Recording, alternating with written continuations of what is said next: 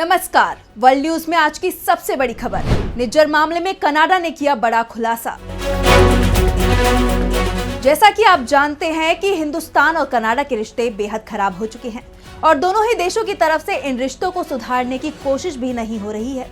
खासतौर पर कनाडा ने जिस तरह के आरोप लगाए हैं और हिंदुस्तान की जो प्रतिक्रिया है, उसके बाद कहा जा रहा है कि ये रिश्ते अभी और भी खराब होंगे। सबसे पहले इसी खबर पर आज हम करेंगे चर्चा, लेकिन एक नजर उन खबरों पर भी जिन पर आगे होगी बात। इजराइल की बढ़ती जा रही है मुसीबत, हिजबुल्लाह की ताकत देख युद्ध विराम को तैयार। आजादी के आंदोलन को भुला रहा है बांग्लादेश, मुक्ति संग्राम से जुड़ी छुट्टियां की रद्द। और चलते चलते बात दुनिया के सबसे छोटे हवाई सफर। अब विस्तार से बात आज की बड़ी खबर की। भारत कनाडा के रिश्तों में आई खटास के बीच जस्टिन ट्रूडो का कबूलनामा सामने आया है। ट्रूडो ने स्वीकार कर लिया है कि उन्होंने खालिस्तानी हरदीप सिंह निज्जर की जान लेने के मामले में हिंदुस्तान को कोई सबूत उपलब्ध नहीं कराए हैं, बस खुफिया जानकारी ही हिंदुस्तान को सौंपी थी। जबकि इससे पहले कनाडा की तरफ से लगातार दावा किया जा रहा था कि हिंदुस्तान को निज्जर मामले में सबूत दिए गए हैं। कनाडाई पीएम ने यह भी कहा है कि उनकी सरकार ने इस मामले में हिंदुस्तानी राजनयिकों से पूछताछ करने की कोशिश की थी, लेकिन हिंदुस्तानी अधिकारियों ने अपनी राजनयिक बचाव यानी इम्यूनिटी लाभ उठाते हुए सहयोग नहीं किया। इसका कारण कनाडा सरकार को मजबूर होकर इन हिंदुस्तानी राजनयिकों को देश से बाहर निकालने का फैसला लेना पड़ा। कनाडा के फैसले का हिंदुस्तान ने भी जवाब देते हुए उसके 6 राजनयिकों को निष्कासित कर दिया है। निज्जर के मामले में कनाडा की राजनीति में विदेशी हस्तक्षेप को लेकर एक जांच समिति बनाई गई थी। ट्रूडो की इसमें पेशी हुई। इसमें उन्होंने कहा कि मुझे 5 आइज देशों से खुफिया जानकारी मिली थी, जिससे साफ हो गया था कि हिंदुस्तान कनाडा की धरती पर उसके नागरिक की जान लेने के मामले में शामिल है। हिंदुस्तान ने जांच में मदद की। हमें उम्मीद थी कि हिंदुस्तान इस मामले से जिम्मेदार तरीके से निपटेगा ताकि दोनों देशों के बीच संबंध खराब ना हो, लेकिन उनके अधिकारियों ने जांच में हमारी मदद नहीं की। इस बात के साफ संकेत मिले हैं कि हिंदुस्तान ने कनाडा में सिखों को निशाना बनाया और हमारी संप्रभुता का उल्लंघन किया है। हिंदुस्तान ने एक बड़ी गलती कर दी है। ट्रूडो के बयान पर हिंदुस्तान के विदेश मंत्रालय का पलटवार भी आ गया है, जिसमें कहा गया है कि ट्रूडो ने हमारी दलील को सही साबित कर दिया है। हम यही बात लगातार कहते आ रही हैं। कनाडा ने हिंदुस्तान और हमारे राजनयिकों पर जो आरोप लगाए हैं, उसे सही साबित करने के लिए उन्होंने कोई भी सबूत नहीं दिया। ट्रूडो के इस लापरवाह रवैये से हिंदुस्तान कनाडा रिश्तों को जो नुकसान पहुंचा, उसकी जिम्मेदारी सिर्फ उनकी है। इस बीच कनाडा ने हिंदुस्तान की शिकायत 5 आइज अलायंस में भी की है। इसमें कनाडा के अलावा अमेरिका, न्यूजीलैंड, ऑस्ट्रेलिया और इंग्लैंड शामिल है। इस मामले में अमेरिका ने कनाडा का पक्ष लिया है। विदेश विभाग के प्रवक्ता मैथ्यू मिलर ने कहा कि निज्जर मामले में हिंदुस्तान कनाडा के साथ सहयोग नहीं कर रहा है। न्यूजीलैंड के विदेश मंत्री विंस्टन पीटर्स ने कहा कि कनाडाई कानून प्रवर्तन अधिकारियों द्वारा सार्वजनिक रूप से लगाए गए कथित आपराधिक आचरण अगर सिद्ध हो जाता है तो बहुत चिंताजनक होगा। ऑस्ट्रेलिया और इंग्लैंड की तरफ से भी बयान आया है, लेकिन अपने बयान में उन्होंने हिंदुस्तान का नाम नहीं लिया है। साफ है, 5 आइज अलायंस के सदस्यों का रुख कनाडा के पक्ष में है और उन्होंने हिंदुस्तान से कनाडा की जांच में मदद करने को कहा है, लेकिन ये रुख बेहद तीखा नहीं है। ऐसे में ये भी कहा जा रहा है कि कनाडा के चलते ये देश शायद से हिंदुस्तान से संबंध बिगाड़ने की दिशा में आगे बढ़े। दूसरी तरफ ट्रूडो सरकार की तरफ से संकेत मिल रहे हैं कि वो 5 आइज अलायंस को हिंदुस्तान के खिलाफ प्रतिबंध लगाने की दिशा में काम करने का दबाव बना रहा है। इस बीच अमेरिका की तरफ से ये भी साफ कर दिया गया है कि पन्नू के मामले में हिंदुस्तान की जांच से वो संतुष्ट हैं। मैथ्यू मिलर ने कहा कि हिंदुस्तानी अधिकारी हमें अपनी जांच का अपडेट दे रही हैं और हम अपनी जांच का अपडेट उन्हें दे रही हैं। पन्नू मामले में जांच को लेकर भारतीय टीम वॉशिंगटन में है।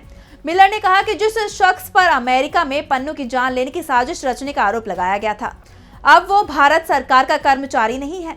दरअसल अमेरिका ने पहले आरोप लगाया था कि पन्नू की जान लेने की साजिश रचने में निखिल गुप्ता भारत सरकार के एक कर्मचारी का सहयोगी है। 14 अक्टूबर को अमेरिका ने कहा था कि भारत ने इस मामले में आरोपी खुफिया एजेंसी के अधिकारी को गिरफ्तार किया है। वॉशिंगटन पोस्ट में इस अधिकारी का नाम विक्रम यादव बताया गया था। अब बात मिडिल ईस्ट की। इजराइल और फिलिस्तीन के बीच जारी संघर्ष को 1 साल से ज्यादा का वक्त हो चुका है। 1 साल से इजराइल गजा पर लगातार हमले कर रहा है और जंग के थमने के आसार नहीं दिखाई दे रहे, बल्कि गजा के बाद युद्ध में इजराइल ने लेबनान को भी शामिल कर लिया। वो लगातार लेबनान पर भी हमले कर रहा है। इजराइल के हमले के चलते गजा पट्टी के हालात बहुत खराब होते जा रहे हैं। हर 10 मिनट में गजा में एक धमाके की आवाज सुनी जा रही है। इस वजह से गजा का आसमान काले धुएं के गुब्बार से ढक चुका है। गजा के स्वास्थ्य विभाग का दावा है कि इजराइल के हमलों में अब तक लगभग 42,000 लोगों की जान जा चुकी है, जिनमें ज्यादातर निर्दोष लोग शामिल हैं। लेकिन इस लड़ाई में इजराइल को अभी तक सफलता नहीं मिली है। उल्टा युद्ध का दायरा बढ़ाने का उसे नुकसान होते दिखाई दे रहा है।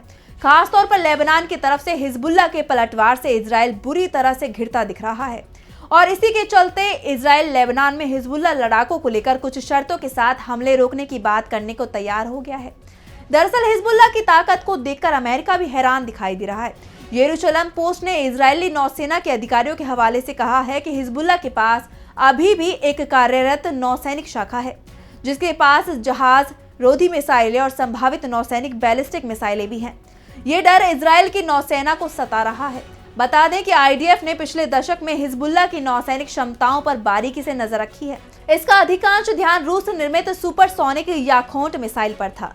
इजराइल का दावा है कि ये मिसाइल रूस ने सीरिया को बेची थी और फिर ये सीरिया से हिजबुल्लाह के हाथ लग गई।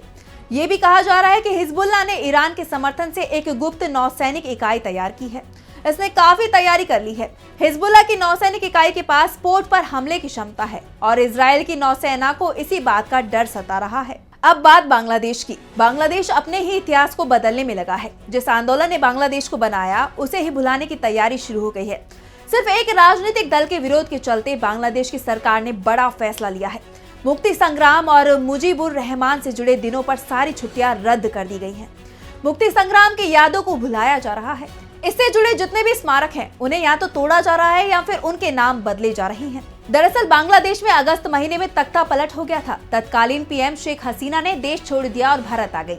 तब से वो यहीं पर निर्वासित जिंदगी जी रही हैं। पीएम शेख हसीना के देश छोड़ने के बाद नोबेल विजेता अर्थशास्त्री मोहम्मद यूनुस ने कमान संभाल रखी है। वो भले ही अर्थशास्त्री हैं और दुनिया भर में उनका नाम है, लेकिन वो बांग्लादेश को पाकिस्तान के एजेंडे पर आगे बढ़ाते दिख रही हैं। यही वजह है कि अब बांग्लादेश में मुक्ति संग्राम और उसके नायक मुजीबुर रहमान से जुड़े दिनों पर होने वाली छुट्टियों को रद्द कर दिया गया है। दरअसल बांग्लादेश पहले पाकिस्तान का हिस्सा था और इसे पूर्वी पाकिस्तान कहा जाता था, लेकिन पाकिस्तान में दबदबा पश्चिमी पाकिस्तान, जो वर्तमान में पाकिस्तान है, वहां के लोगों का था। इसी दबदबे के खिलाफ बांग्ला भाषी लोगों ने विरोध किया था, जिसे बांग्ला मुक्त संग्राम का नाम मिला था। इसके बाद 16 दिसंबर 1971 को बांग्लादेश अस्तित्व में आया था। इसमें हिंदुस्तान ने भी मदद की थी। मुजीबुर रहमान को उस आंदोलन का नायक माना जाता है। यही वजह थी कि उनकी जयंती और पुण्यतिथि पर बांग्लादेश में छुट्टी होती रही है।